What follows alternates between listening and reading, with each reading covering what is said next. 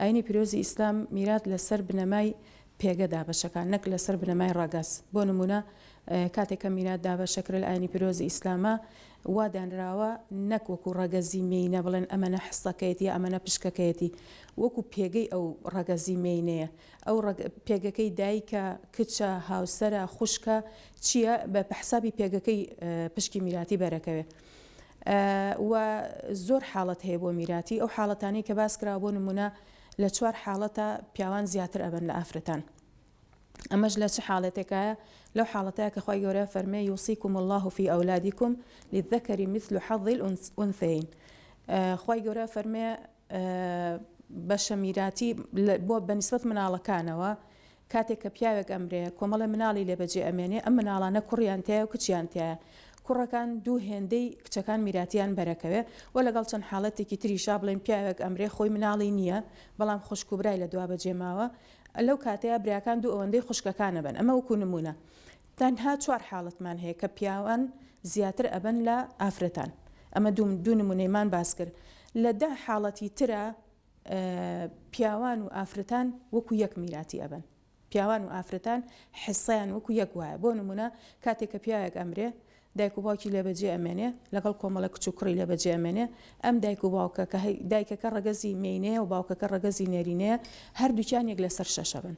باشە هەردووکیان یەک لەسەر 6 بن.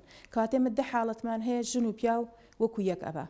30 حاڵەتمان هەیە ژن میراتی زیاتری بەرئەکەوێت لە پیاو. یەکێک لەو نمونانم بۆ نمونە پیاوێک کە ئەمرێ کچێکی لە دوا بەجێ ئەمێنێ لەگەڵ دایک و باوکێک کچەکە نیوەی ماڵەکەی بەرەکەوێ ئەی دایک و باوکەکە یەک لەسەر 6یان بەرەکەوێت. واتە کچەکە لێرە لەگەڵ باوکی باپیرەکەیە کچەکە زیاتری بەرکەوتو نیوەی ماڵەکەی هەموو بردووە باپیرەکەی یەک لەسەر 6 بردووە کە ڕەگەزی نێرینەیە. کەواتە ئێمە 30 حاڵەتمان هەیە کە ئافرەتان میراتی زیاتر تیا ئەبن و لە پیاوان. و 10 حاڵەتی تریشمان هەیە ئافرەتان میراتی ئەبن بەڵام پیاوان هیچ میراتیان بەرناکەوێت. کاتێک کە پیاوێک ئەمرێ کچێکی لێ بەدوا ئەمێنێ بەجێ ئەمێنێ و خوشکێکی لە بەدوا بەجێ ئەمێنێ و برایەکیشی بەجێ ئەمێنێ. باشە ئیسێمە ڕەگەزێکی نێرینەمان هەیە کە برایە دوو ئافرەتیشمان هەیە کە یەکیان خوشکی مردووەکە یەکیان کچی مردووەکەیە. کچی مردووەکە نیوەی ماڵەکە بە خوشکەکەشی ئەوەی کە ئەمێنێتەوە ئەی باقیەکەی براکە لێرا بێ باشە. کاتێمە کۆمەڵێک حاڵەتمان هەیە کە ئافرەت میراتی تیابە بەڵام پیاو تیایە نابە ئیتر ئەو پیاوە ئەگەر برایە ئەگەر هەر شتێکی تر بێ لەوە ئافرەتەکە ڕێگرە لەوەی کەوە پیاوەکە میراتی بەرکەوێت. کاتەی سێمە چەند حاڵەتمان هەبوو 10 حاڵەتمان هەبوو کە ئافرەت میراتیە بیا پیاو هەر نایبە. 4 حاڵەتمان هەبوو پیاوان زیاتر ئەبن لە ئافرەتان و 10 حاڵەتیشمان هەبوو هەردووکیان وەکو یەک میراتی ئەبن هاوشێوە یەکتری میراتی ئەبن و 30 حاڵەتمان هەبوو ئافرەتان زیاتر لە پیاوان ئەبن. ئەمە حاڵەتەکانی میراتیە. ئابم شێوەی ئیسلام میراتی دابەشەکە بەسەر ڕەگەزی نێرینە و مینە لەسەر ئاستی پێگە نەک وەکو ڕەگەز.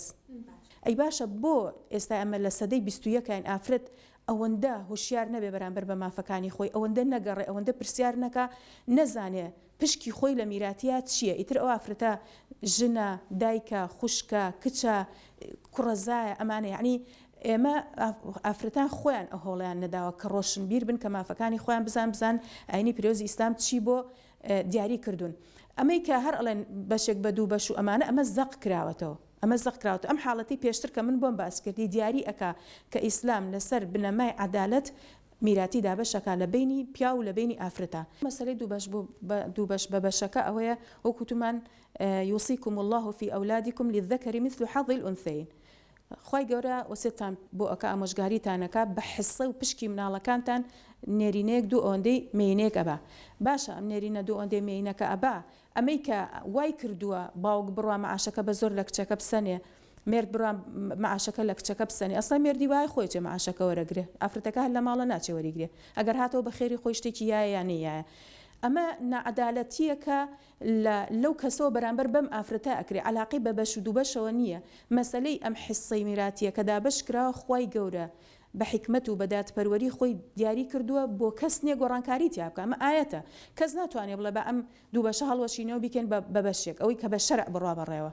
باشە بەڵام ئەوی تر ئەو نەعەدالەتی ئەکرێ لە ڕووی کولتور و عرف و عادەت و کۆمەڵایەتیەوە ئەوە زوڵمێکە لەو ئافرەتە ئەکرێت لە ڕووی کولتورەوە ئەوە زوڵمێکە لەلایەن پیاوانەوە ئەکرێ بەرامبەر بە ئافرەتان ئەگەر ئافرەتان خۆیان چاوکراوە بن هوشیار بن ڕۆشنبیر بن مافەکانی خۆیان بزانن پیاویش بەو ڕادەیە ناتوانێت پیان لەگەڵا ڕاکێشێ و مافەکانیان ئاوا بۆ شێوازە پێشێل بکە ناتوانانی بڵێ ئیستیغلالی دینی کردو بۆ مەسلحەتی خۆی توانی بڵێ لە دین تێنەگەشتووە بۆی بۆ شێوازە مامەڵەکە عنی قوڵبوونەوەی نییە لە دەقە دینیەکانە شارزایی نییە لە دەقە دینیەکانە ئەگەر ئەو بەتەواتی لە دەقی دینی تێگەشت بێ ناتوانێت ستەم لە ئافرەتێ بکە کە کچێتی یا ژنێتی یا هاوسەرێتی بۆیە ئەوە بڵێ دینی بەکارهێناوە دینی ناتوانانی بڵێ دینی بەکارهێناوە توانی بڵێ لە دین تێنەگەشتووە ئەتوانی بڵێ دینی جێبەجێ نەکردەوە تەطبیقی نەکردەوە پابەندێکی کامڵ نییە بۆ بنەما دینیەکان با بەدەمی خۆشی بڵێ من کابراایەکی باشم بەس باشی لە چی ڕەنگاتۆ لە ڕفتارە ڕەنگاتۆ کاردانەوەی لە کردەوەکانی ئینسانە هەیە ئایا ئەو ئینسانە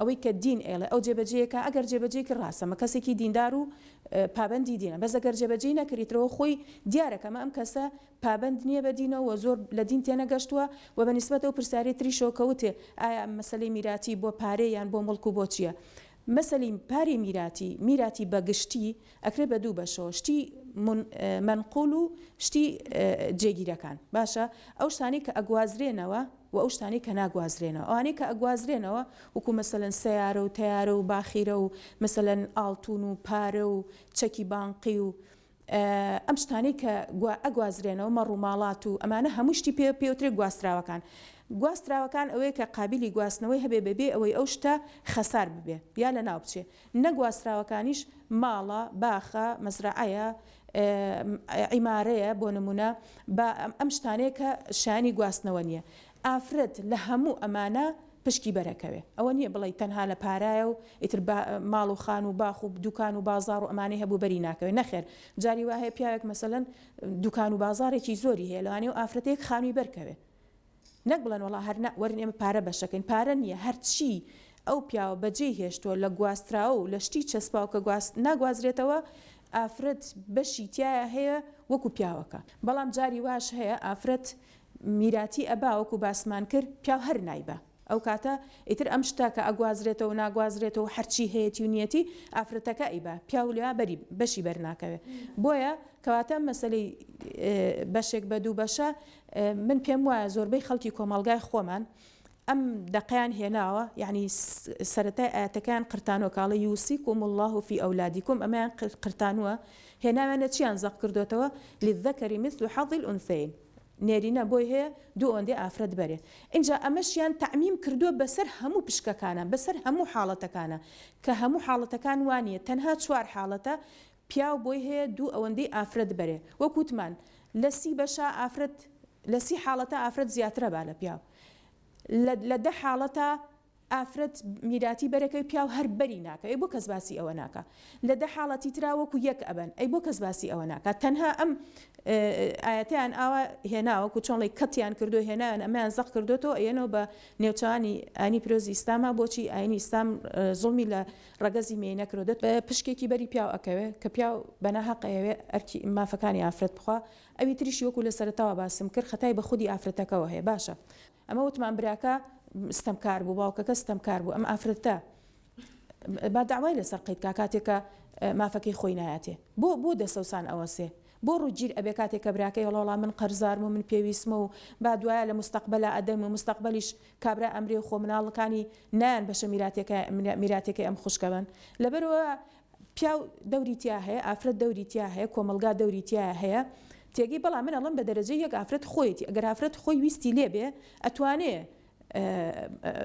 چاوکراوە بێ یا بگەڕێ بە شوێن مافەکانی خۆیان بۆ دەستەبەرکردنی مافەکانی خۆی بەنسبەت ئەو ژنانی کە زەواجیان کردووە و مێردەکەی ئەمرێ مناڵی نییە لەگەڵ ژنێکە کە زەواجی کردو مێردەکەی ئەمرێ و مناڵی هەیە ئیتر مناڵەکانی چەندانە بن کێشە نییە ڕەگەزی مناڵەکانیش هیچ فەرق ناکە بژنێک مێردەکەی ئەمرێ 5-6 مناڵی هەیە تێکەڵە مناڵەکان کوڕیتیایە کچیتیایە و ژنێکیش مێردەکەی ئەمڕە هیچ مناڵی نییە ئەم ژنەی کە مێردەکەی ئەمرێ و هیچ مناڵی نییە یەک لە سەر 4 ماڵەکە ئەبە یەک لە سەر 4 ماڵەکە بە یعنی ئەگەر ئەو پیاوە 4 خانووی هەبێ ژنێک خانویانەما بۆ خۆی باشە ئەگەر 4 سیاری هەبێ سیارێکیان بۆ ئەم ژنەیە بەڵام ئەمە پێوترێکی ولهن ربع مما تركتم إن لم يكن لكم ولد یەک لە سەر چواری ماڵەکە بۆ ئافرەتانەیە کە مێردەکانیان مناڵیان نییە لە دوایان بەجێ بمێنێ. بەڵام ئێوە ژنانەی کە مناڵیان هەیە مێردەکانیان ئەمرێ وەلەهن الثمن مما تركتم، یەک لەسەر هەشت بۆ ئەو ژنانەیە کە مناڵیان هەیە، باقیەکەی بۆ کێ؟ بۆ مناڵەکانە. ژنەکە یەک لەسەر هەشتی ئەدرێتێ. جاری وایە عەدەدی مناڵەکان زۆرە. ئەگەر عەدەدی مناڵەکان زۆر بوو لەبەروی پشکەکان زۆر بڵاوە پێ ئەکرێ بۆ عەدەدێکی زۆری مناڵەکان، یەک لەسەر هەشتی دایکەکە لەوانەیە لە حسەی کوڕەکانیش زیاتر بێ، لەوانەیە لە حسەی کوڕەکانیش زیاتر بێ. بۆیە ئەو ژنانی کە زەواجیان کردووە مناڵیان هەیە مێردەکانیان ئەمرێک لەسەر هەشتە بن و ئەوانەی کە مناڵیان نییە یەک لەسەر چوارە بن. فعلەن کێشەی کۆمەڵاتی زۆر دروستە بێ کاتێکە نەعەدالەتی ئەکرێت لە دابەشکردنی میراتیە. بۆ نمونە باوکەکە هێشتا زینووە، جاریوان نەشمردووە، جاریوان زینۆ نەشمردووە، هەموو مڵکەکەی دابەشەکە بەسەر کوڕەکانە کچەکانی بێبەشەکە. ئەمە نەعەدالەتیەکی زۆر ئاشکرایە، ستەمێکی زۆر گەورەیە بەرامبەر بۆ ئافرەتانە کە ئیکا، چکەویش هەر مناڵی ئەون. دواتر کە مرد میراتەکە کە دابەشەکرێ کوڕەکان میراتەکە دابەشەکەن، کچەکان بێبەشەکرێن. تر لە خۆشی کردو و خانی خۆی هەیە و مێردی خۆی هەیە و معاشی خۆی هەیە و قەیچێکا پێویستی نیە، یەکێکیان کور هەر خۆی مێردەکەیەتی مناڵی نییە پێویستی پێ نیە قەیچێکا ئەمانە، یعنی بەم قەیچێکە پشکی کچەکان هێنەکەن، پشکی کچەکان وکوڵە حەپەلوشەکەن، کچەکان پشکیان نادرێتێ. بەڵام ئەمە دروست نییە، کێشەی کۆمەڵاتی زۆر دروستە بێ. بۆ چونکە ئەم کچە ئەگەر بە لە ڕوودامان بێ، ئەگەر بە شەرم بێ، ئەو مافەی کە ئەو کوڕەهی خوشکەکەی خوا پێی حرامە.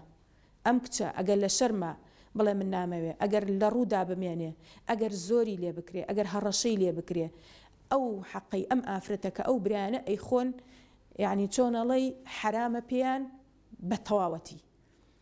بەڵام ئەگەر ئافرەتەکە خۆی وتی گەردنتان ئازابێ لە بەشەکەی من ئەوە جیاوازە. تەنانەت لەو حاڵەتەشە من وام پێ باشە کاتێکە باوک ئەمرێ خوشک و براکان کچ و کوڕەکان کاتێکە میراتەکە تەخمینەکەن ئەمە مەسەلەن ئەمەنەی پارەیە، ئەمەنەی باخە، ئەمەنەی خانووە، ئەمەنەی سیارەیە، بێن بە پارەیە تەقدیریکەن، حستەکان جیاکەنەوە، فڵان تۆ ئەوە بەرەکەوێ، ئەو تۆش ئەوە بەرەکەوێ، تۆش ئەوە بەرەکەوێ، هەر کەسە و پشکی خۆی بخەنە بەردەستی خۆی، ئەمە پشکەکەی تۆیە، ئەمەش پشکەکەی تۆیە. ئیتر ئەو کچە بە ئەو کاتەی کە یاتە دەسی بڕیار با بڵێ من پێویستم پێ نیە نامەوێ، ئەمە حاڵەتێکی ترە. بەڵام ئەمەی ترکە خۆیان بێن هەموو شتەکان جارێ هەنێشت لەوانێ هەر کچ پێی نەزانێ، زەواجی کردو ڕۆشتۆ نازانێ باوکی چی هەیە و چی نییە، باخی هەیە، ئەیمارەی هەیە، پارەی بانقی هەیە، چەکی هەیە، چی هەیە نازانێ.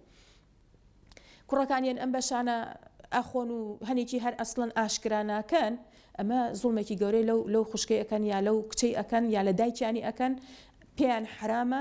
ئینجا دوای کێشەی کۆمەڵایەتی دروستە بێ. دوای ئەوە وردە مناڵی ئەم دایکە ئەم کچە گەورە ئەبێ سێرەکە دایکی لە وەزعێکی زۆر ناهەموارایە، دایکی لە نەبوونیەکی زۆر ناڕەحەتە، بەس کاتێک خاڵەکانی بینێ لە ڕەفاهیەت و ژیانی خۆش و وێلاو چی کاتێکە یعنی بیری لێ کاتۆمە کاتی خۆیم دایکیان بەشی خوراوە. یعنی ئەم مناڵانە هەموو کاتێ ڕقیان لە دڵای بەرامبەر بە خاڵەکانیان. ئەم خوشکە لەوانەیە ئەو دەقەی لە شەرماوتێتی نامێ، بەس دوای زەڕورەت وای لێ کردو کە پێویستی پێی بێ. دوایی ڕقی لە براکەی بێتەوە کە حەقی خواردو کە مافەکەی خواردووە. من ئەوە ئاڵێم لە کۆتاییە زۆربەی زۆری حاڵەتەکان دین و کولتور تێکەڵ کراوە، یعنی کولتور هێنراوە کراوە بە دین تەطبیقە کرێ، خەڵک بە ناوی کولتور و ئەمە دینە مافی بەرامبەرەکەی خوا، مافی ئافرەتە خوا، زۆر شتی کولتوریە و شتی دابوونەریتە، ینی چۆنڵی وتوان ئەمە شتی دینیە، شتی دینی نییە. بۆ نمونە مەسەڵەن ئافرەت ئەگەر خۆی هوشیار بێ، ئەگەر بیەوێ مەبەستی بێ مافەکانی خۆی دەستەبەر بکە، ئەبێ خۆی بە دوای مافی خۆیان بگەڕێ، نەک چاوەڕێ بێ براکەی پێ بڵێ ئەمە بۆ تۆ دینە، ئەمە بۆ تۆ نازام کولتورە، ئەمە بۆ تۆ چییە. کە ئیسلام ڕێگەی دابێ ئافرەت چاوکراوە بێ، ئافرەت خوێنەوار بێ، ئافرەت شارەزا بێ، ئافرەت هەموو پۆستێکی بدرێتێ، کاتە ئەم شتا گەڕێتەوە بۆ ئافرەت و ئەبێ ئێمەی ئافرەتیش چاوکراوە بین بزانین کام شتە کولتورە کام شتە دینە. ئەوەی کولتورە ئەگەر لە دژی من بێ بۆم هەیە ڕەتی کەمەوە، ئەوەشی کە دینە با من بزانم ئەم دینەی کە من پابەندیمی چیم بۆ دەستەبەرەکە. بۆ نمونە من ئێستا کەسێکی پێڕۆکاری ئاینی ئیسلامم، خۆم بە موسڵمانە زانم، خێزانەکە موسڵمانە، باوکمان مردووە، دایکمان مردووە، میراتی باوکم چەندێک بۆ خوشک و براکان دانیشتین، ڕێک و پێک هەمووی حسەی خۆی بردووە، دایکمان وفاتی کردو دوای ئەوە خوالیان خۆش بێ، دانیشتین حسەکە چەندێک بۆ دیاری کراوە، هەر کەس حسەی خۆی بردووە. ئێستاش یعنی چۆنڵی یەک کەس یەک شتی لە دڵانیە بەرامبەر بە کەس، چونکە هەر کەسە حسەی خۆی بردووە، دواتر هەر کەسە ئازادە حسەی خۆی چی لێەکە. لەبەرەوە پێویستە ئێمە وەکو ئافرەت دین و کولتور تێکەڵ نەکەین، بزانین دین چییە و کولتوریش چییە و ڕزگاریشمان بێ لەوەی کەوا لە کێشمەکێشێکە ئەژین و قسەی خەڵکیش دووبارە نەکەینەوە.